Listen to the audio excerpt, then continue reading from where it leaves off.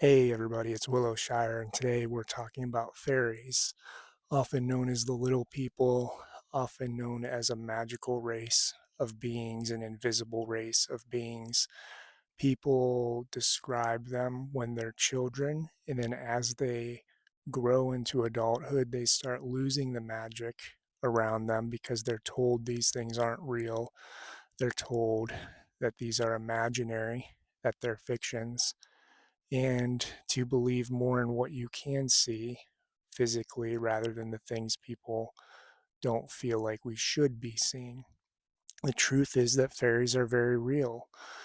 The lore for the most part comes from Ireland, Scotland, England, those areas of the world where there's a lot of lore about the little people coming out, dancing at night, some of them helping people in their homes, some of them living beside them in homes, different things of that nature. A lot of times they're just out in nature, out and about, living in the trees, living on the land, and steep our mythology is steeped in the lore of these beings. There are many different types of fairies.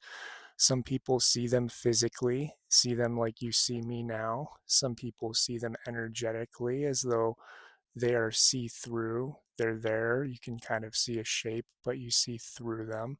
And other people just feel when they're around and know when they're around. There are different ways to experience them depending on what types of fairies you're experiencing. When I talk about fairies, one of the things they're bringing to my attention right now is that not all fairies are fairies. We use this word fairies, and there are groups of beings that we describe as fairies. And then there are other beings that live alongside them, that live in different worlds, that live right beside us, just we can't see them too. And many of these beings we call fae. So as I go throughout this series, you might hear me refer to them as the fae. The Fae are like calling all of the mammals on Earth mammals. When we refer to mammals on Earth, we're referring to bears, to humans, to seals, to rats, to all kinds of different animals, to elephants. All these different animals, different shapes, different sizes, different uh, likenesses and appearances, different physical attributes, but they're all mammals. They're all in the same group. So when I use the word fae, that's what I'm referring to. I'm referring to that large group of beings that exists around us that is considered fairy by most people.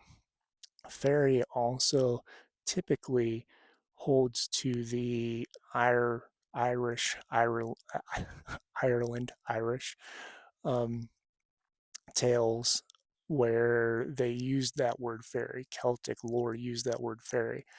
However, the Fae exist everywhere. They exist all over the world. So every civilization has had stories of them.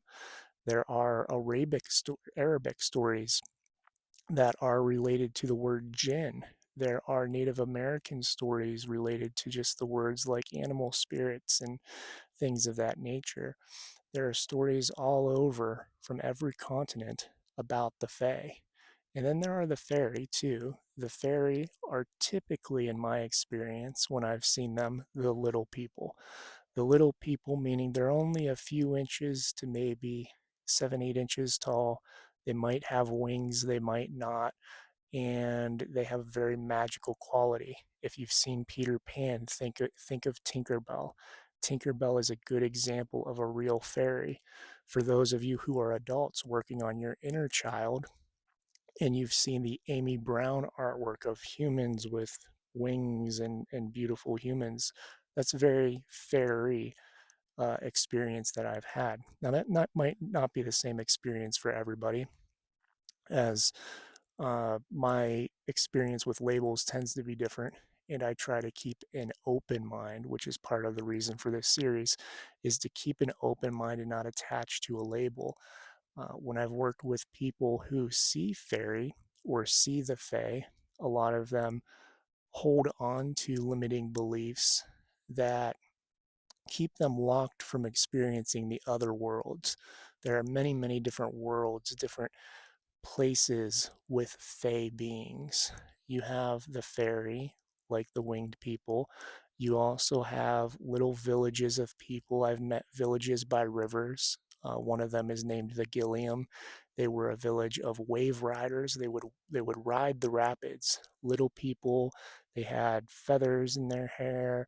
They were only a few inches tall. They had little boards and things they made out of wood, staffs, little spears and stuff, and they would just climb onto the rapids and ride the water, ride the waves. So there was that little village, but they weren't winged and they didn't consider themselves fairy. They called themselves the Gilliam. They had a different word, a different label. And then you have going all the way up, you have or goblins, you have gnomes, you have brownies and elves and trolls, ogres. Sometimes we even put dragons into the world of Fae, although I'll do an entirely, completely different series on dragons throughout this series of videos. Uh, Unicorns, Pegasus, um, what else? We've seen all kinds of different things that are related to the Fae world. Water beings, mermaids, merfolk, merpeople, those types of energies living in the water. There's magic all around us. They live in nature. A lot of them live in these trees. There are a lot of beings living just in these trees on the land that I work with. I have large, most of them are small, the ones living with me. I have my friend Doug the juniper gnome, who, if you've seen me on social media, you've probably heard me tell the story of going into the desert in New Mexico, meeting a group of gnomes who, again, they weren't really gnomes. Gnomes traditionally, which maybe I'll do a video in depth on gnomes too, but traditionally gnomes are quiet, more solitary, kind of taking care of nature. Doug is more of a pixie type of being, very high energy, very jokey, mischievous type of energy, but they use the word gnome. They like the word juniper gnome. They live in the juniper trees, much like this one. About 4 hours away from here, there's a village of them. And in that village, we grew a friendship. We were trading crystals. They would leave crystals by my car. I would give them crystals. They would surprise me with gifts, and we had a relationship, a friendship going. And they sent one home with me. There's a entire story I can go into where they had kind of a council of all of them got together and went, "Hey, somebody needs to go home with Will. We can feel that something's coming, and he's going to need a friend." And Doug came home with me. My ex, my partner at the time, now my ex, she had experienced him and had felt him around, and he was a very big staple of my experience in growing into this space where I'm teaching people. I wasn't teaching people about this at the time. Very rarely was I ever doing that. And so he became a very big part of my life. This little 8 inch tall, he's very clear. He's always very clear. 8 inches exact. He's 8 inches tall. He's looks kind of like a gnome, has a very mischievous energy, and they run around and do whatever they want. I have lots of jokes and stuff I'll tell about in some of my stories. Actually, I might talk about those in the paid subscriber video. But the point of this is fairies are very real. They can interact with things around you. Doug has interacted physically with many things. Arwen is a dryad. Now, this is not Arwen here. Her tree is right beside me over there. But she is a dryad, a tree spirit, a tree fairy, tree fae. And she has moved my keys and found my keys for me, my car keys when I've lost them, and set them in front of me. They move things. They're very interactive with this world. If you're willing to experience them, if you acknowledge them, if you're willing to say hello, if you're willing to learn, if you're willing to keep an open mind, that's the key with the Fae. So many people have an if I can see it, I'll believe it mentality. But if that's the only way you're willing to experience, then you won't experience them. There's also a safety issue. The Fae have been so uh, disrespected on the eastern coast of like the United States and in other places where their land has been taken, the land has been poisoned, there's no room anymore. A lot of them have left. They have been so disrespected that many of them have trust issues with humans. So people will go, well, I tried to do this exercise or I tried to do that and I couldn't communicate with them. I've been doing this for many years, and sometimes it takes years to build trust with them. I lived with one for 3 years. I lived with a brownie, a house fairy, a house fae, and his name was Tovald, and he lived in the back room. He had a space he would transition between in the back room, and he would come out every once in a while and say hi. But it took me 3 years, 2 to 3 years, to really build trust with him because he did not trust humans. Now, for a lot of these beings in nature that are living on the land, living in the trees, it's like seeing a stranger coming onto your property. Imagine you're at home doing your thing and a stranger shows up that you know nothing about. You're going to be cautious. You might even be scared depending on how they look. There might be judgment. You might be very concerned about your safety. They're the same way. You come onto the land. When I got this piece of land, they came onto the land, or I came onto the land, and they were very cautious, very concerned. What are you doing? Why are you doing this? What are we doing here? I had to build trust with them. I had to build a lot of trust. And that's one of the keys with being able to see and experience them is that you want to build trust through acknowledgement. You want to just acknowledge them. A lot of people say, what's the easiest thing I can do? Acknowledge them. Talk to them out loud. Act like they're there because they are. 99% of the time, there's a fae running around your house, or there's a fae in the woods beside you or in the park. You just don't know it and can't see it. They can see you.